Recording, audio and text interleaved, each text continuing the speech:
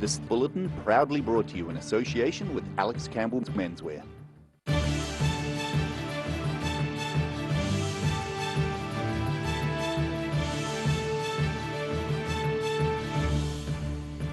Tonight on The South Today, a new temporary performance venue is announced for Dunedin, but not everyone's happy. Behind the scenes technology helps the Otago Polyfest reach the world. And a Cadrona ceramics artist gets ready for her Labour Weekend exhibition.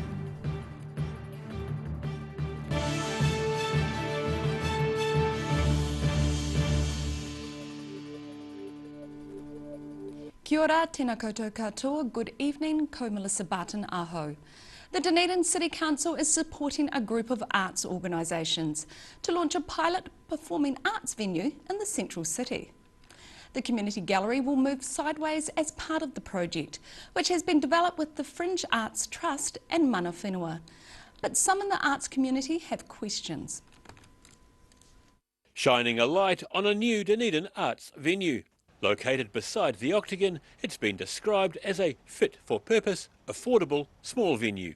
But developing the pilot performing arts space will see moves for a few other arts organisations. The Fringe office is relocating to 19 George Street, so we'll still be very accessible to the members of our artistic community, lovely space.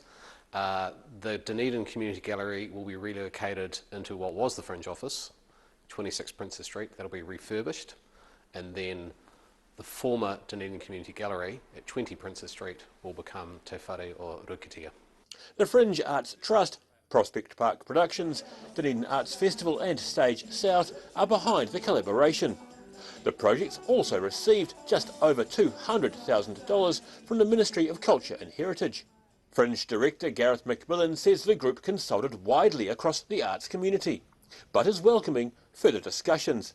Well, now's the opportunity for them to engage. You know, that's what's significant. Is now we've got an open door, so you know people are really welcome to come and talk to us. We can't wait to share the project and for them to come along the journey and help us develop it further. But others in the arts community, like the new Athenaeum Theatre, were caught off guard by the announcement. We need to have some clarity around what they're expecting of us. At the moment, it feels like a bit of a take rather than give and take. So it remains to be seen how that pans out. Certainly starting a conversation might be quite nice, but we'll see where it goes. The new Athenaeum Theatre could be the focus of a major $20 million redevelopment under arts proposals detailed in the Dunedin City Council's 10-year plan. But councillors were split on the best way forward at meetings earlier this year. Ellie Swan hopes her team will be part of any further discussions about performance spaces in the city. Certainly. That is a key concern or confusion of mine at the moment. I don't know where that sits in the funding ecology, whether they've got all their funding sorted and they're good to go. City councillors deferred a final decision on a performing arts space back in June to allow for further consultation. But $17 million has been set aside for a future theatre development. In Dunedin, The South Today. TV crews will be back in Queenstown next year, with a confirmation a third series of the show, One Lane Bridge, set to be shot in the region. Producers of the TV crime thriller say they're very pleased. New Zealand On Air has backed a third series. They believe the more than $6 million budget will be a valuable shot in the arm for Queenstown's beleaguered tourism industry. And they're hoping to employ even more locals for the upcoming series, helping boost the local film and drama industry. The show's now been sold to more than 20 countries around the world. Meanwhile, a second season of romantic comedy Under the Vines is also expected to be shot in central Otago next year. Otago Polyfest continues to entertain families across Otago, a bit from their armchairs at home. The event's been streaming live on the internet this week to viewers around the world, with audiences unable to cheer in person. A parade of young stars. With Otago Polyfest now into its closing act, there's been one big difference from other years. COVID-19 restrictions meaning they're performing to an empty hall. Instead, Dunedin-based firm The Video Factory have been busy behind the scenes, making sure the performances are broadcast over the internet. We've live streamed for quite a number of years, and I think that's been one of the really positive opportunities that we've been able to look at, because we've worked with The Video Factory, who have been a partner. This year, there's 4 video camera operators filming the action from different angles, so friends and family at home can see the talented youngsters performing on stage.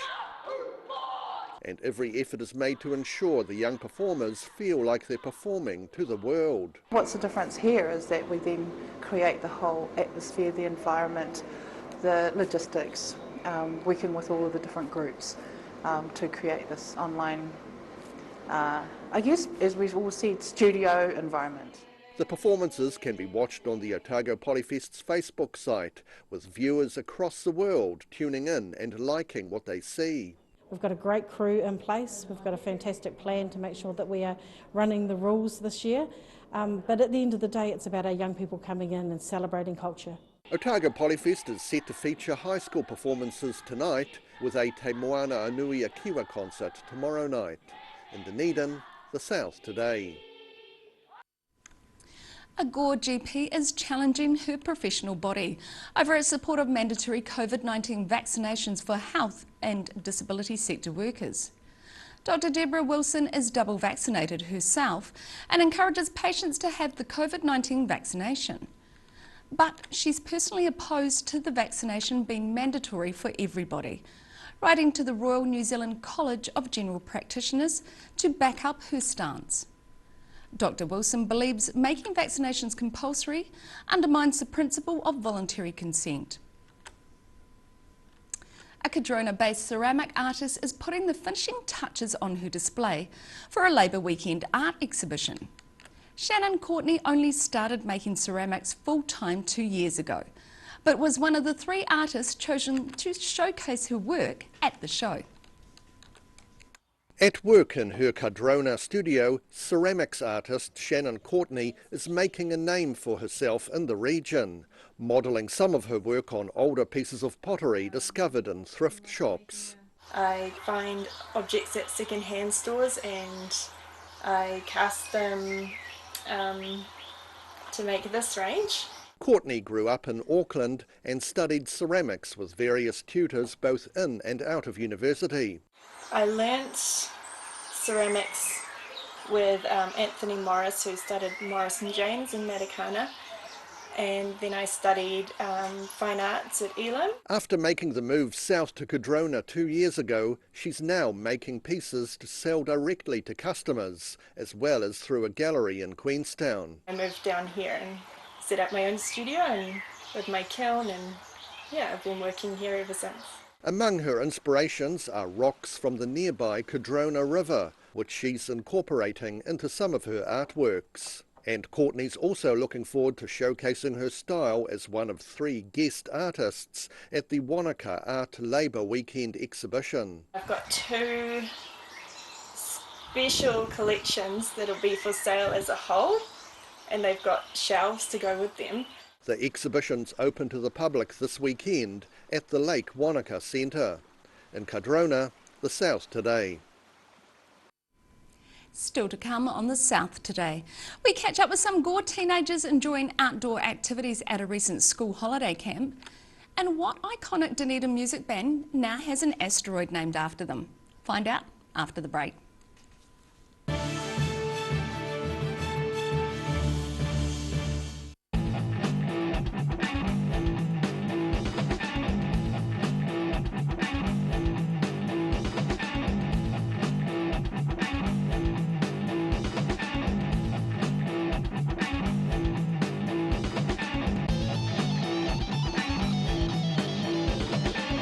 A poorly maintained heat pump can lose up to 35% of its output. The Mr. Heat Pump Cleaner team are experts. Their specially developed chemical wash is totally biodegradable. Call Mr. Heat Pump Cleaner and get the job done by the professionals.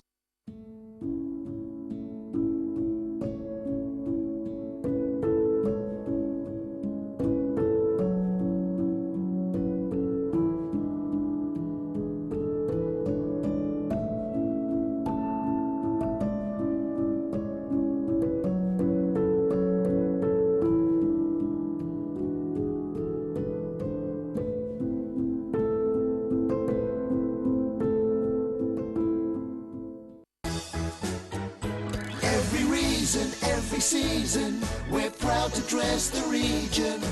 Alex Campbell Menswear, it fits. If you're at risk of developing melanoma skin cancer, you owe it to yourself to have a mole map. Mole map is coming to your area. Phone today to make an appointment. It could save your life.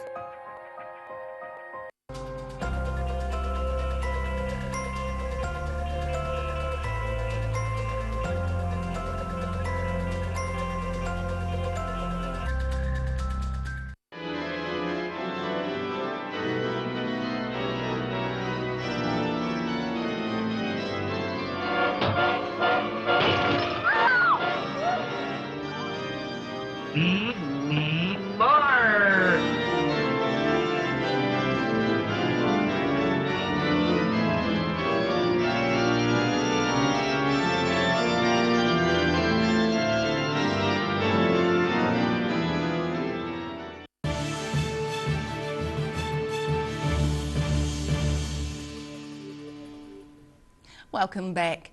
There's good news for exporters, with New Zealand agreeing to a new free trade deal with the United Kingdom. New Zealand follows Australia as just the second country to secure a free trade deal with the UK in the post-Brexit era. The new deal will see tariffs removed in the UK on 97% of Kiwi products, including honey, wine and kiwi fruit. Dairy and sheep and beef meat tariffs will be reduced gradually. The agreement's worth an estimated $1 billion to the New Zealand economy over 15 years, although a start date is still to be negotiated. A week-long camp over the recent school holidays proved popular with Gore teenagers. Outdoor activities included three-legged races, gumboot throwing and ring tossing, keeping these youngsters busy. The Camp Columba holiday program at Pukerā welcomed 70 children these holidays, with some campers back for their 5th or 6th time. The teams also enjoyed sessions of kayaking, zip lining and archery over their school break. A space rock now bears the name of an iconic Dunedin music band. The Chills have received this special honour, thanks to local astronomer and Otago Museum Director Ian Griffin. Asteroid number 49,291, somewhere out beyond Mars, is now legally known as the Chills. The Dunedin-based band are over the moon to be recognised as celestial rock stars. I'm making sure that all the Chills, that's like 30 plus people, realise it's for them. It's for establishing the legacy of a fine band that is, you know, internationally known now. The official naming was thanks to Otago Museum Director and Chills fan Ian Griffin. He likes to name asteroids he discovers in honour of people he respects or admires. And it's not the first time he's given a nod to the musicians. The first one, the Martin Phillipps asteroid, a couple of months back, I walked around my house with a big smile on my face. It was like the most surreal thing that had happened. If you look at the register of musicians, it's like the Beatles and the Stones and the Doors and Enya and Martin Phillipps. It was just kind of, at that point I was the first New Zealand musician. The Chills rose to fame in the heyday of what was called the Dunedin Sound. The band's internationally known these days, while the Chills asteroid will orbit the Sun every 1,566 days, or roughly 5 years. I think I will. In case something goes wrong. I mean, the first thing I found out was, do I have mining rights in case it's like gold or something? And the second, if it hits Earth, am I legally responsible? Can they sue me? I think I'm safe on both fronts. The Chills have been active recently, with some special live gigs and album releases during a resurgence for the band. However, Phillipps says, with COVID, a few things are on hold. Everyone's in the same boat. You just don't really know what's going to happen now. So there was a 30-date American tour booked for last November, and that might be next year, but you know, you don't know until 24 hours before we get on the plane whether it's going to happen. And with many thousands of fans worldwide, it's fairly certain that the Chills will never be lost in space. In Dunedin, the South Today. The COVID-19 pandemic has seen a surge of people reaching for a sewing machine to try their hand at the art of quilt making. The Christchurch Quilters Club held their biennial exhibition last week, attracting double the usual number of entries. There's just lots of different ones. That's a recycled one made with old cloths and ties. I'd always been a keen sewer, and when my children were little, quite little, I decided I'd give it a go. Just like the colour and making something that was different from just clothing. Quilting's not hard, it just requires patience and time. There's some lovely quilts here though, all quite different. You never get anything, you know, exactly the same again. Oops, I missed one there. This was my entry in the Vivid Challenge this year. That's the theme of our show. These are fairly traditional pieces, you know, straight lines. This one here is one that I did inspired by walking in the rain in autumn in Nelson. My inspiration comes from nature. I love tramping, I love seeing scenes, trees, all sorts of pictures in my mind. I often think I could make a quilt out of that. Still to come on the South today, we catch up with the Otago Nuggets head coach who's making a big career change, and we take a look at what tomorrow's weather has in store for you. So see you after the break.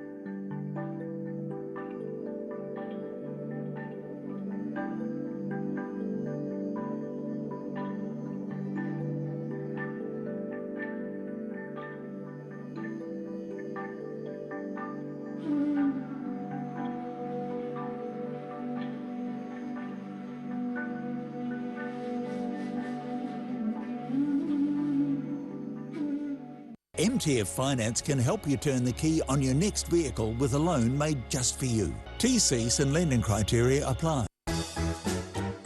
Every reason, every season, we're proud to dress the region. Alex Campbell Menswear, it fits.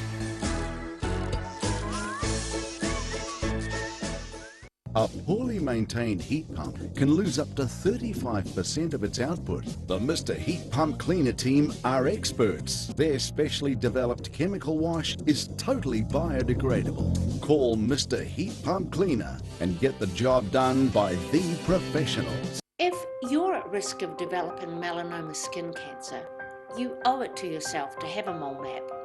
Mole map is coming to your area. Phone today to make an appointment. It could save your life.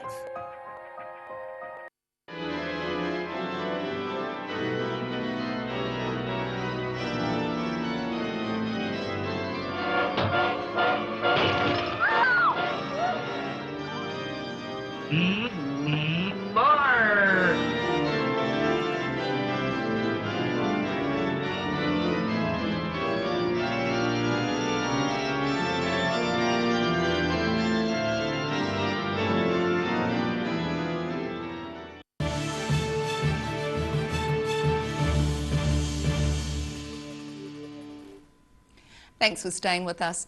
Life's a beach for Otago Nuggets head coach Brent Matahere. The basketballer is retiring from his day job as a school teacher to hit the sand in a new surf life-saving role. Checking out his new workplace, Otago Nuggets coach Brent Matahere is no stranger to the beach, having been involved in surf lifesaving for over 20 years. Been a competitor, an official, competed in IRBs and sand events and canoes and so on. So, yeah, been involved for a long time. Now he's taking on a new role as Club Development Officer for Otago Surf Lifesaving. That's meant calling time on his 22-year career as a teacher at Otago Boys High School. For the past 2 years, Matahari's been able to take a term off teaching to focus on his coaching duties with the Otago Nuggets. The team finished 6th in this year's NBL, but were named Club of the Year in their first season back in the full league. Yeah, I thought we put on a good spectacle. We obviously came up short, as a coaching staff and players, not making the playoffs, but we had a really good start, and I think it's one we can learn from and build from there. And while it's too early to start signing players for 2022, he's keen to continue the focus on promoting Otago talent. Definitely. I mean, obviously we want to build around Otago players. I thought we did a good job with Sammy last year, and obviously raising his profile, and he's picked up an ANBL contract with the Breakers. Sand and surf will be part of his life over the coming summer before he heads back indoors to focus on the hoops with the Nuggets. In Dunedin, the South Today. And now recapping tonight's top stories on the South Today. A new temporary performance venue has been announced for Central Dunedin, but questions remain over the venture. Technology is helping Otago Polyfest reach viewers around the world as thousands of young dancers perform for the camera. And a Cadrona ceramics artist is getting ready for a Labour weekend exhibition after many hours in her studio.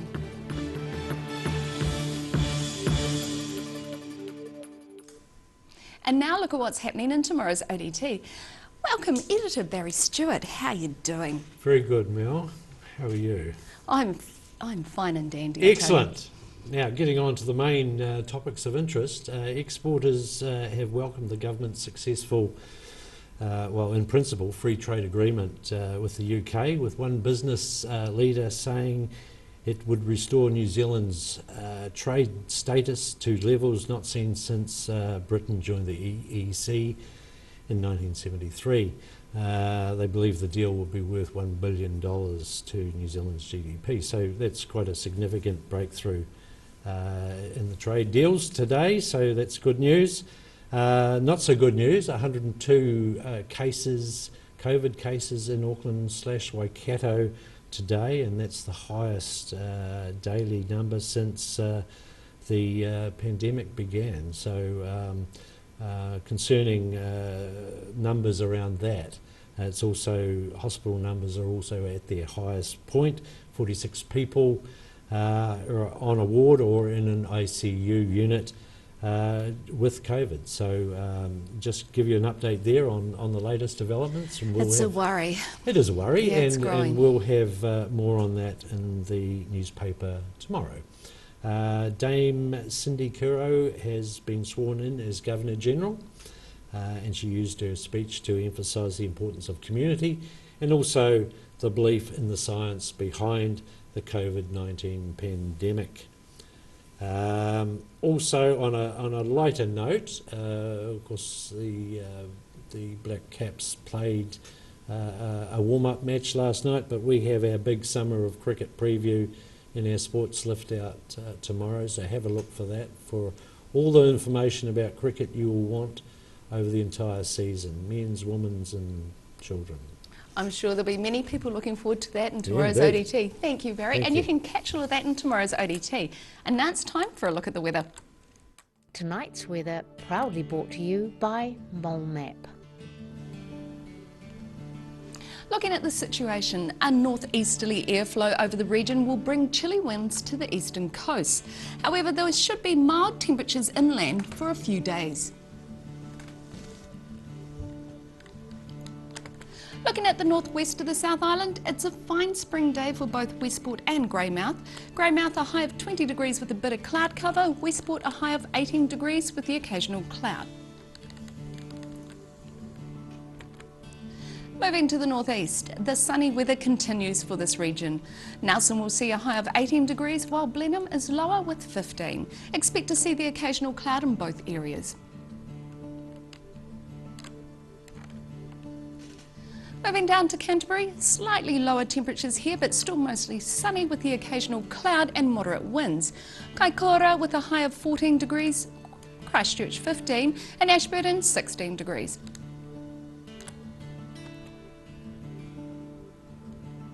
Looking at the southern towns, the Catlins can expect moderate northeasterlies with some cloud and a high of 14 degrees. Balclutha, Lumsden and Gore are in for light northerlies with clear skies and a high of 16 degrees. Looking at what's in store for the Central Lakes area. Wanaka, Queenstown and Alexandra can all expect light northerlies with some high cloud and a high of 18 degrees. Te Anau, light winds and clear skies with a high of 15 degrees. Travelling northwards along the coast, Timaru and Oamaru are in for moderate to fresh northeasterlies with cloudy skies and a high of 14 degrees. Inland, Twizel and Amarama can expect light northerlies with some high cloud and a high of 19 degrees. In Dunedin, cloudy tonight with an overnight low of 6 degrees. It will be mostly cloudy tomorrow and Saturday, but the cloud may break with a few sunny periods possible in the afternoons. Expect fresh, breezy northeasterly winds with cool temperatures. Tomorrow's high is 14 and the low is 7 degrees, and Saturday's high is 14 with an overnight low of 7 degrees. And in Invercargill, there will be a bit of cover of low cloud and mist tonight with an overnight low of 5 degrees. Tomorrow and Saturday are fine with sunny periods and some high cloud. Moderate northerly winds will bring mild temperatures in the form of a high of 16 and a low of 9 degrees. Tomorrow and a high of 17 and 9 degrees on Saturday. And that's the news for this Thursday. For the latest news from the southern region, head online to odt.co.nz. You can follow Channel 39 on Facebook and YouTube, like and subscribe to be notified of southern news as it happens. Nō reira, kia pai te pou, ka kite anō.